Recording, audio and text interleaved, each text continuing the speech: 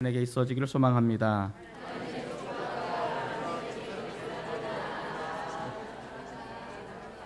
한번 따라해 볼까요? 아론의 축복. 아론의 축복은 제사장의 축복이라고 이야기해 주고 있습니다. 오늘 아론의 축복이라는 말씀으로 증거할 때 귀한 은혜가 우리 모두에게 임하시기를 소망합니다. 말씀 속에서 하나님을 경험하고 여러분들의 문제가 해결되어지고 충만한 은혜가 넘쳐나기를 소망합니다. 우리는 하나님의 형상으로 지음을 받았다라고 이야기합니다. 하나님의 형상으로 지음을 받았기 때문에 우리는 하나님을 떠나서는 아무것도 할 수 없는 그런 존재입니다. 그래서 하나님을 만나고 하나님과 교제하게 될 때 우리는 참된 인생의 의미, 가치, 기쁨을 누릴 수 있고 진정한 안식을 누릴 수 있습니다. 그래서 우리가 하나님을 만나기 전까지, 우리가 진정한 안식을 누리기 전까지 우리는 하나님을 만나기 위해서 수고하고 애쓰는 과정을 지나기도 합니다.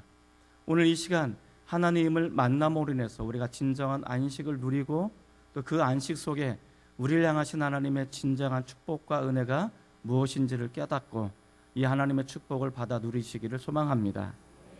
이스라엘 백성들이 출애굽을 하게 됩니다. 오늘의 본문의 배경은 이스라엘 백성들이 이집트에서 오랫동안 노예 생활합니다.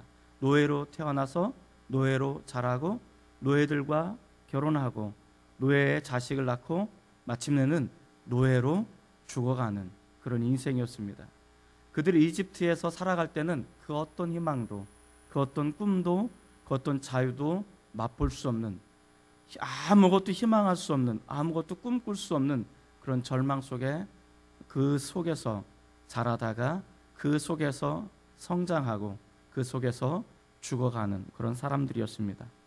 그런데 하나님께서 그들에게 나타나셔서 모세를 보내시고 그리고 이집트를 탈출하게 됩니다. 그리고 그들에게 하나의 약속을 주십니다. 저곳이 바로 젖과 꿀이 흐르는 약속의 땅이다 라고 그들에게 희망을 심어주게 되어집니다. 아무것도 꿈꿀 수 없었고 아무것도 희망할 수 없었던 그들이 이제는 자유인이 되어서 무엇인가 꿈꿀 수 있고 무엇인가 희망할 수 있다는 사실을 그들이 깨닫기 시작한 것입니다. 그리고 그들의 눈에는 아직은 보이진 않지만 언젠가 자신들이 들어가야 될, 언젠가 자신들이 가게 될 영적인 젖과 꿀이 흐르는 그 가나안 땅을 바라보게 되어집니다. 그러나 그 땅은 아직 멀리 있고 지금 그들은 이 광야의 여정을 지나고 있습니다. 그런데 이 광야라는 이 여정 속에 그들이 항상 행복했던 것만은 아닙니다. 광야라는 곳은 늘 배고픔이 있는 장소죠. 광야라는 곳은 목마름이 있는 곳입니다. 광야라는 곳은 보이지 않는 적들로부터 언제 공격을 받을까 늘 불안하고 두렵고 위험, 천만한 속에 그들이 전전긍긍하면서 살아갈 수밖에 없는 삶의 자리가 광야다라고 이야기해주고 있습니다. 그럼에도 불구하고 그들이 그러한 때로는 배고픔과 때로는 목마름과 때로는 불안과 두려움 속에 그들이 살아가고는 있지만 여전히 그들은 무엇인가 꿈을 꿀 수 있고 무엇인가 희망할 수 있다는 사실을 우리에게 보여주면서 이제 그 목적한 그 여정, 그 마지막 고린 지점까지 들어가기 전까지 하나님께서는 이들을 보호하시겠다고, 이들을 사랑하시겠다고, 이들을 떠나지 않겠다고 말씀하십니다. 뿐만 아니라 그들에게 내가 이제 축복을 주시겠다라고 이야기합니다. 완전한 축복은 약속의 땅에 들어가서 받아 누리게 되겠지만 그 완전한 축복을 우리가 누리기 전까지 우리가 광야의 여정, 믿음의 길을 걸어갈 때 힘들고 어려운 이 광야의 여정 속에서 하나님이 함께 하시고 그들을 사랑하셔서 그들에게 복을 주셔서 축복하셔서 이 축복을 가지고 약속의 땅을 바라보기를 원하시는 분이 하나님이시다라고 말씀을 하고 있습니다. 이것이 아론의 축복입니다. 어쩌면 우리는 이집트라는 영적인 죄악에서 아무것도 발견하지 못하는 죽음과 절망의 속에 살아갈 때 우리는 예수 그리스도가 우리에게 다가오십니다. 그리고 우리는 주님의 십자가로 인해서 거듭나고 구원받았습니다. 그리고 우리는 언젠가 영원한 천국을 들어갈 것입니다. 그 천국은 우리에게 있어서 약속의 땅이고 젖과 꿀이 흐르는 땅일 것입니다. 그런데 우리가 그 영원한 하나님의 나라에 들어가기 전까지 우리는 육신을 입고 이 광야의 여정을 살아가게 되어집니다. 이 광야의 여정 속에 때로는 힘들고 때로는 버겁고 때로는 어려운 가운데 놓여져 있습니다. 때로는 많은 것들 기쁨을 누리기도 하지만 때로는 많은 것들을 잃어버리기도 하는 것이 이 광야의 여정입니다. 그렇게 살아가는 우리들에게 하나님께서 말씀하십니다. 이 세상 많은 것들로 인해서 너가 실망하고 아파하고 신음하고 있지만 그래도 나는 너를 사랑한다고, 내가 너를 지켜주겠다고, 그리고 내가 너에게 축복해 주겠다라고 말씀하시는 것입니다. 우리가 믿음을 가지고 영원한 천국에 들어가는 이 광야와 같은 여정 속에 하나님께서 우리에게 베풀어 놓으신 이 축복을 가지고 그 축복을 누리면서 기뻐하면서 찬양하면서 감사하면서 영원한 약속의 땅에 들어가자라고 말씀하고 있습니다. 오늘 그 여정 속에 놓여져 있는 저와 여러분들이 하나님께서 아론의 축복을 통해서 주시는 이 축복을 받아 누리셔서 영원한 약속의 땅에 다 들어가시기를 주님의 이름으로 축복을 드립니다. 오늘 이 말씀에 보면 24절부터 26절까지 짧은 구절로 이루어져 있습니다. 그리고 이것을 우리는 삼중 축복이라고 이야기해 줄 수 있습니다. 히브리어로 보면 24절부터 26절까지 단어가 총 15개의 단어로 구성되어 있습니다. 재미있습니다. 이 15개의 단어로 구성이 되는데 여호와, 다시 말해서 제흐바라는 그 야훼라는 단어를 빼버리면 12개의 단어로 구성이 되어 있습니다. 이 12개의 단어는 12지파를 의미하는 것이죠. 다시 말해서 하나님께서 내리시고자 하는 이 축복은 때로는 12지파 속에 어떤 사람은 열정적인 뜨거운 믿음을 가지고 있기도 하고 때로는 시들은 믿음을 가지고 있기도 할 것입니다. 그럼에도 불구하고 하나님께서는 그 어떤 사람 한 사람도 포기하지 않고 12지파에게 이렇게 내가 축복하시겠다라고, 축복해 주겠다라고 말씀을 하시는 것입니다. 이 말씀을 우리에게 적용하다 보면 우리가 믿음의 공동체 안에서 살아가게 될 때 때로는 열정적인 뜨거운 믿음을 가지고 있기도 하지만 때로는 의기소침해서 내가 지독히 외롭고 힘든 그런 여정 속에 누구에게도 위로받지 못하는 그런 험난한 우리 신앙의 그 상황 속에 하나님께서 그럼에도 불구하고 우리에게 축복을 해주시겠다고 말씀하시는 것입니다. 오늘 이 하나님의 축복이 저 여러분들에게 어떻게 임하실지, 어떻게 임하셔서 이것을 우리가 어떻게 누리게 될지 기대를 가지시고 이 말씀을 우리가 좀 더 묵상해 보셨으면 좋겠습니다. 자, 그렇다면 아론을 통해서 주시는 하나님의 축복은 무엇입니까? 첫 번째로는 우리를 지키시는 복입니다. 따라해 볼까요? 우리를 지키시는 복입니다. 자, 6장 24절 말씀을 한번 같이 읽어봅시다. 6장 24절입니다. 시작. 여호와는 내게 복을 주시고 너를 지키시기를 원하며. 여기 보면 여호와는 너에게 복을 주시기를 원하고 너를 지키시기를 원하신다라고 말씀하십니다. 우리가 하나님으로 지킴을 받기 위해서는 하나님으로부터 임하는 복을 받아야 된다라고 이야기해 주고 있습니다. 하나님께서 우리에게 주시는 복은 무엇일까? 오늘 우리에게 이것을 이야기해 주고 있습니다. 여호와는 너에게 복을 주기를 원하신다라고 말씀을 하십니다. 한번 옆에 사람을 한번 축복해 주셨으면 좋겠습니다. 하나님은 당신에게 복을 주시기를 원하십니다.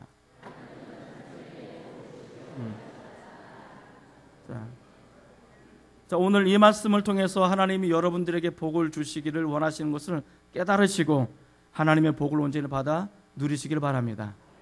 그런데 이 성경에 보면 이 복이라는 단어를 두 단어로 쓰고 있습니다. 그 영어 성경을 좀 더 보면 명확하게 나타나는데 오늘 우리가 읽은 민수기 6장 24절 하나님께서 우리에게 주시고자 하는 이 복은 blessing이라는 단어를 쓰고 있습니다. blessing.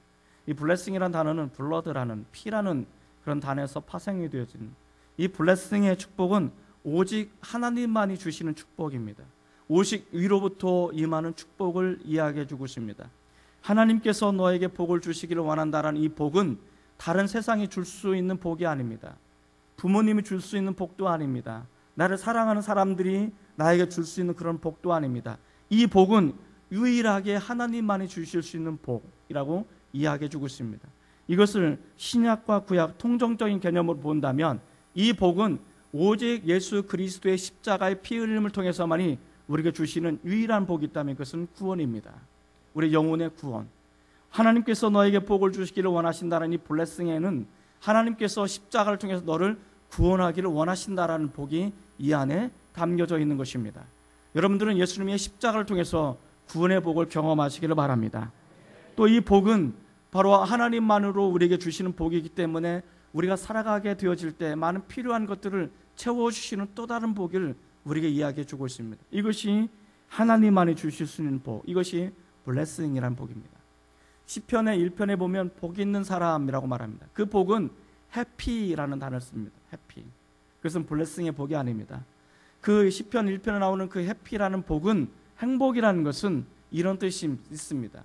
하나님께서 주시는, 위로부터 오는 이 복, 이 블레싱의 복을 내가 붙잡고 그 복대로 내가 살아가고자 다짐하며 믿음의 길을 걸어가는 그 사람은 해피한 사람입니다. 행복한 사람입니다. 그렇기 때문에 우리가 먼저 받아야 될 것은 이 세상에서 어떻게 하면 내가 행복할까, 내가 어떻게 하면 행복한 인생이 될까가 아니고, 먼저 하늘로부터 임하는 복, 하나님만이 주실 수 있는 그 복, 그 복을 내가 받는 것이 더 중요하다라고 이야기해 주고 있습니다. 그 복을 내가 받게 되어질 때 하나님이 나를 어떻게 지키시는지를 우리가 알게 된다는 사실입니다. 이들은 광야의 여정 속에 있습니다. 이들은 여전히 어려움 가운데 있습니다. 이들은 여전히 배고프고, 이들은 여전히 목마르고, 이들은 여전히 두렵고 불안 가운데 놓여져 있습니다. 그런데 하늘로부터 임하는 복을 받자, 아, 하나님께서 나를 이렇게 지키시는구나, 하나님은 나를 이렇게 보호하시는구나, 이것을 깨닫게 되어지더라는 것입니다. 그래서 배고픔도, 그래서 목마름도, 그래서 보이지 않는 적들이 어떻게 공격할까 전전긍긍하지 않을 수 있는 그 복, 하나님이 나를 이렇게 지키시는 이 복을 우리가 누리게 될 수 있다는 사실을 이야기해 주고 있습니다. 하나님이 나를 지키신다는 것은 내가 고난이 없다는 뜻이 아닙니다. 내가 어려움을 당하지 않는다는 뜻이 아닙니다. 여전히 우리는 광야 속에서 어려움을 당할 수 있습니다. 우리는 여전히 광야 속에서 고난을 당할 수 있습니다. 시련이 올 수 있습니다. 슬픈 일이 우리에게 다가올 수도 있습니다. 그러나 하나님이 지키신다면 그 어려움과 슬픔과 시련과 고난이 내 인생을 더 이상 좌지우지할 수 없다라는 것을 이야기해 주고 있습니다. 하나님이 나를 지키지 않으시면, 하나님이 나를 보호하지 않으시면 내게 임하는 이 어려움들이 내 인생을 이끌어가기 시작합니다. 이 고난이 나를 이끌어가기 시작합니다. 어디로 이끌어갈까요? 좋은 자리로 이끌어갈까요? 절대 그렇지 않습니다. 나에게 임하는 이 고난과 시련이 나를 아름다운 자리로 이끌어갈까요? 그렇지 않습니다. 이 나를 이끌어가는 이 고난과 이 어려움들은 내가 힘들고 어려운 상황 속을 계속해서 눈물의 골짜기로 끌어갈 것입니다.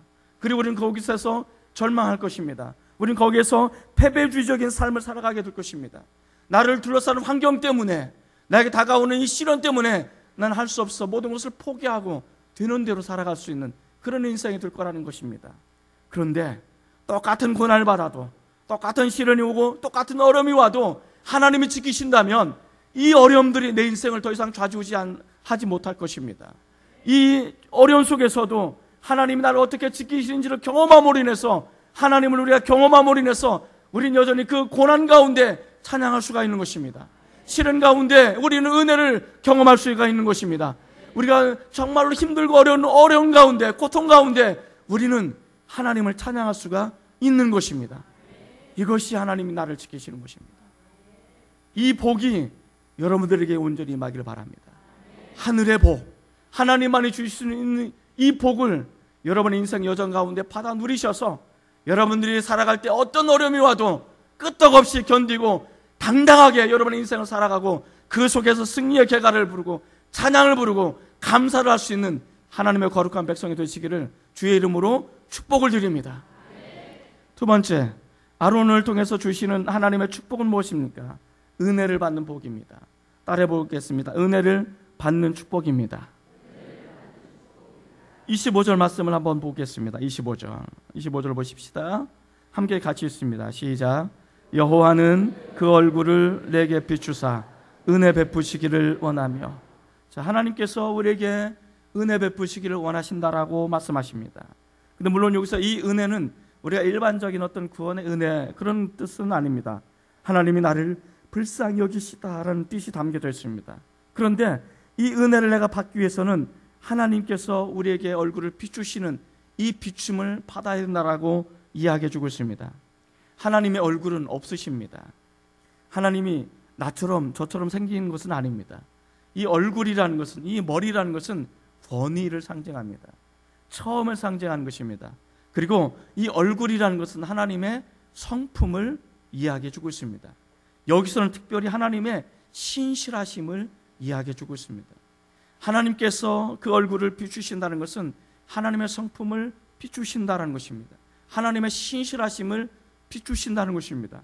하나님의 신실하심이 저 여러분 인생 가운데 비추시면 우리는 은혜를 받게 될 수 있습니다. 자, 그렇다면 하나님의 얼굴, 하나님의 신실하심을 비추신다는 것은 무엇을 의미할까?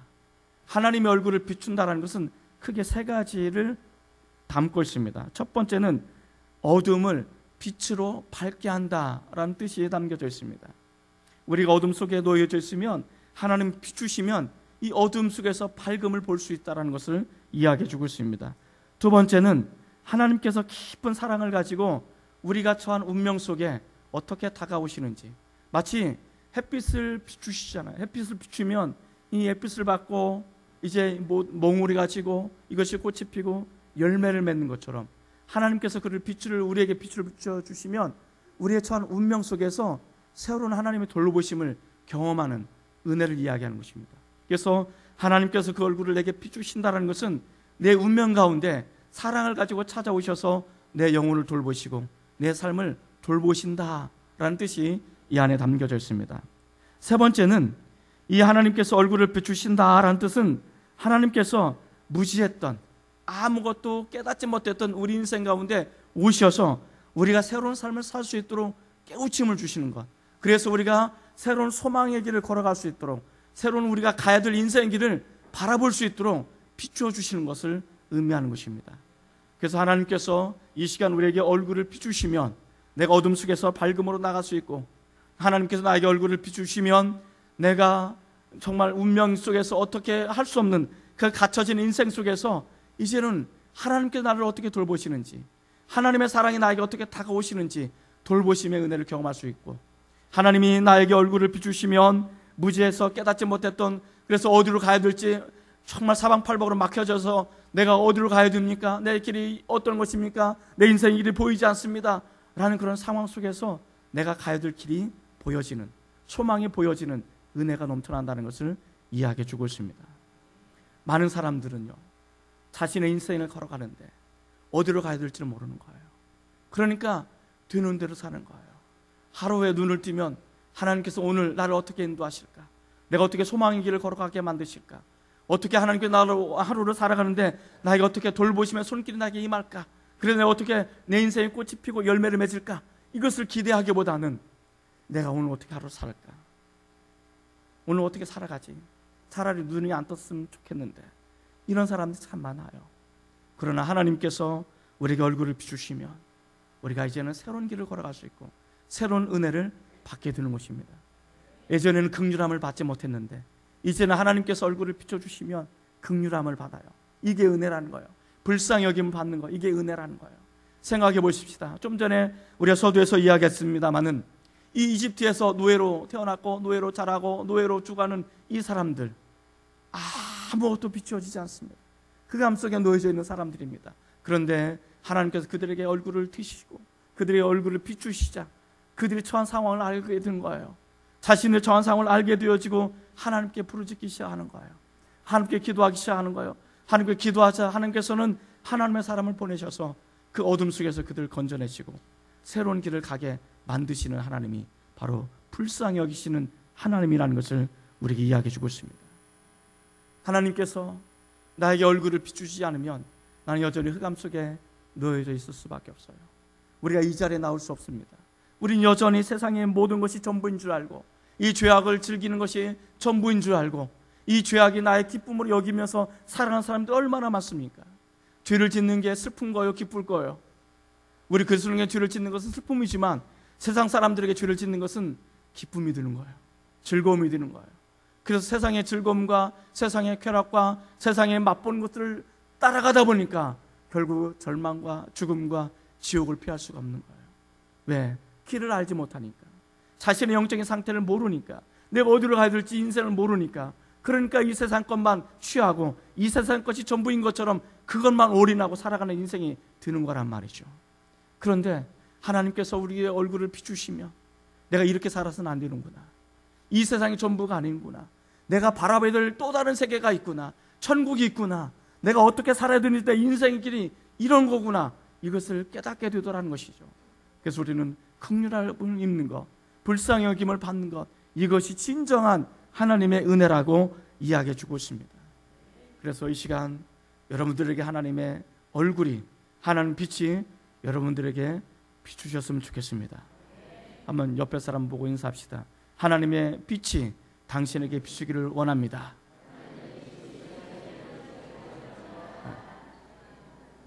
자, 다시 한번 옆에 사람 한번 보세요.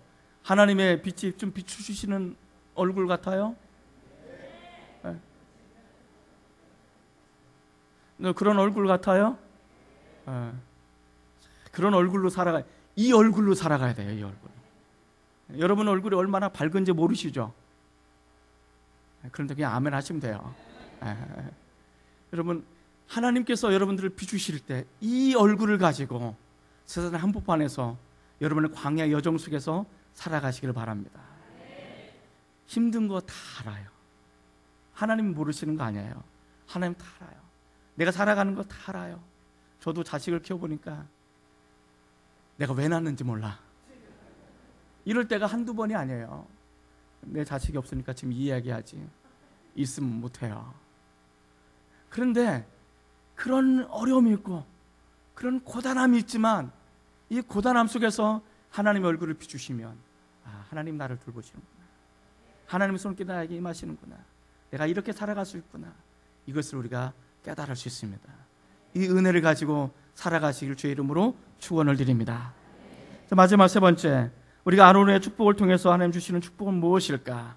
26절에 보면 평강의 축복을 받습니다. 26절을 한번 같이 읽어보겠습니다. 자, 시작. 여호와는 그 얼굴을 내게 향하여 드사 평강 주시기를 원하노라 할지니라 하라. 자, 예수님께서 두 명씩 짝지어줘서 전도를 보내십니다. 파송을 하십니다. 그러면서 제자들에게 이렇게 이야기합니다. 너가 어디로 들어가든지 누구를 들어가든지 이렇게 인사하라. 샬롬. 따라해 보세요. 샬롬.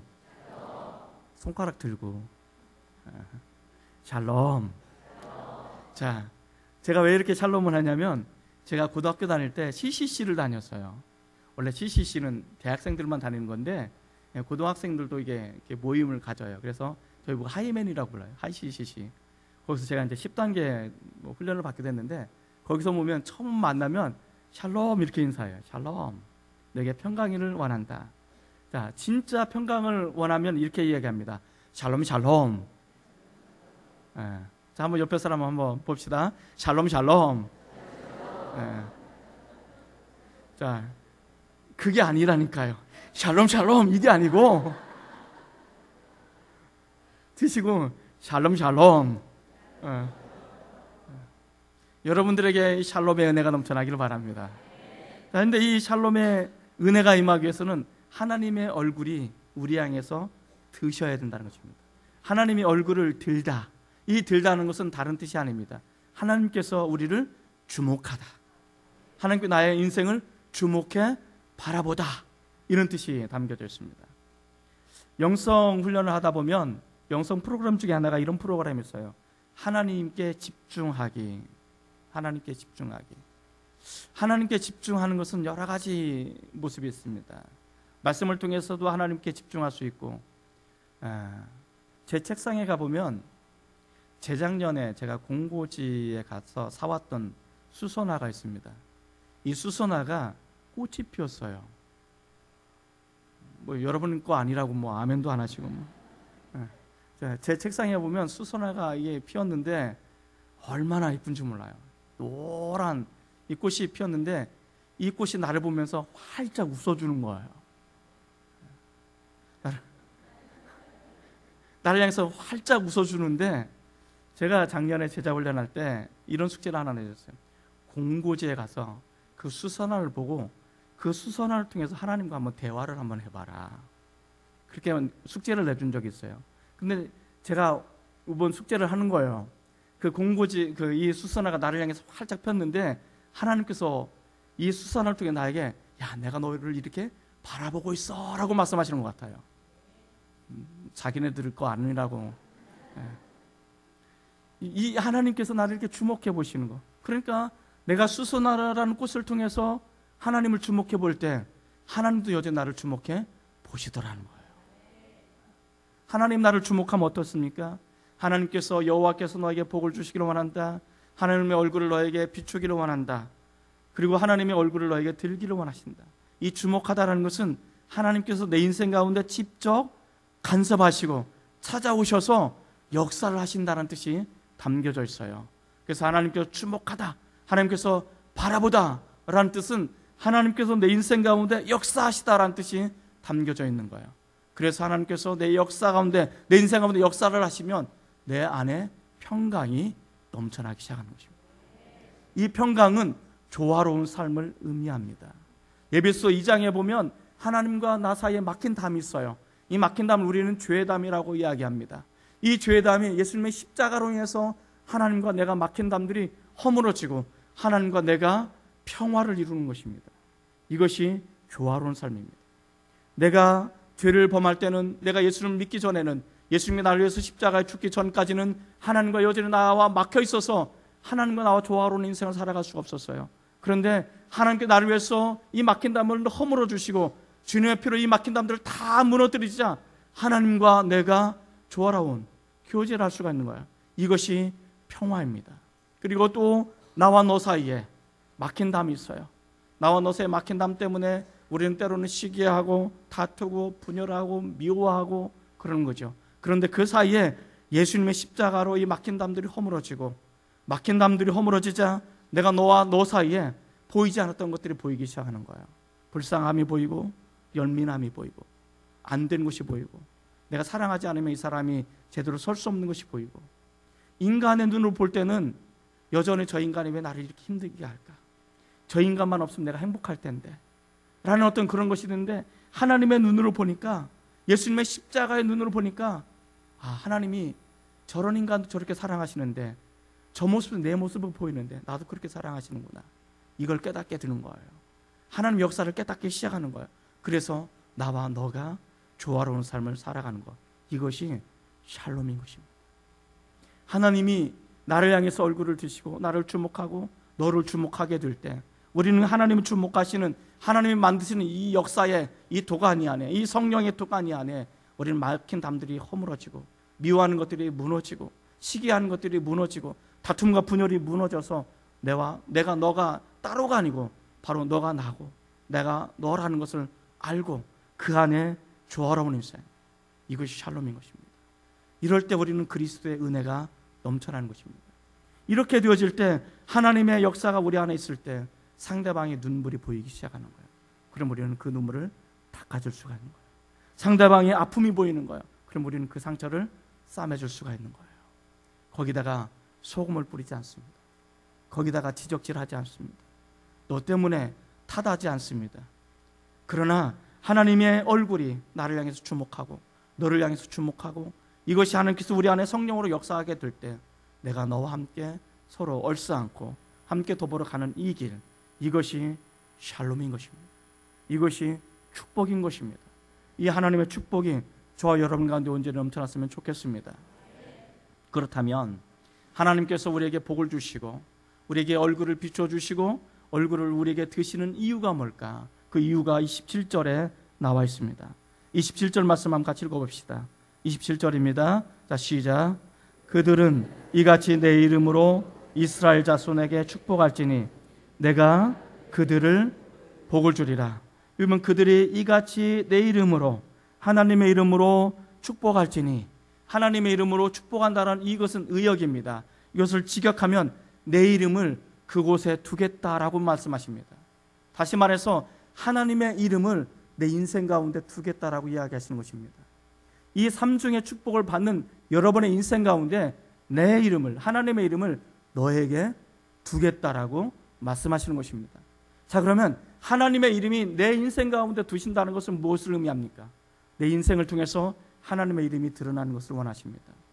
내가 살아가는 하나님이 주시는 이 축복의 여정을 통해서 이 광야를 살아가게 되어질 때 내 인생을 바라볼 때 하나님이 보여지고 하나님이 증거함이 나타나고 내가 하나님 앞에 영광을 올려드릴 수 있는 이 삶이 우리가 살아갈 수 있게 되어지고 이 길을 우리가 걸어갈 수 있게 된다라고 이야기해 주고 있는 것입니다. 저는 여러분의 인생 가운데, 여러분의 삶의 여정 가운데 우리가 광야와 같은 아무리 힘들고 어려운 여정을 걸어간다 할지라도 하나님이 주시는 축복을 받아 누린다면 여러분의 얼굴 속에서 하나님의 모습이 보일 거라고 믿습니다.